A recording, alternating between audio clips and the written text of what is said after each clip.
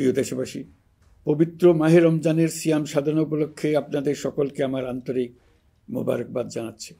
সেই সঙ্গে সকলকে জানাই পবিত্র ঈদ উল ফিতরের অগ্রিম শুভেচ্ছা। ঈদ মুবারক।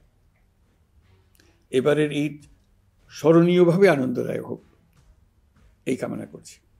বর্তমান সরকার দায়িত্ব গ্রহণের পর থেকেই দ্রব্যমূল্য নিয়ন্ত্রণে জোর ব্যবস্থা নিয়েছে। রমজান ও ঈদে বড় চ্যালেঞ্জ ছিল জিনিসপত্রের দামের লাগাম টেনে ধরা, বিদ্যুৎ সরবরাহ নিশ্চিত করা। এই রমজানে যাতে কোনো পণ্যের দাম বেড়ে না যায় এবং বিদ্যুৎ সরবরাহ যেন বিঘ্নিত না হয়, সেজন্য আমরা সর্বোচ্চ চেষ্টা করেছি। রমজান মাস জুড়ে সরবরাহ চেনের প্রতিবন্ধকতা কঠোরভাবে প্রতিহত করতে সব ধরনের ব্যবস্থা আমরা নিয়েছি।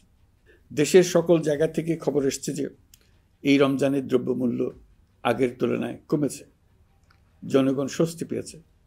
দাম নিয়ন্ত্রণে এই প্রচেষ্টা চলমান থাকবে।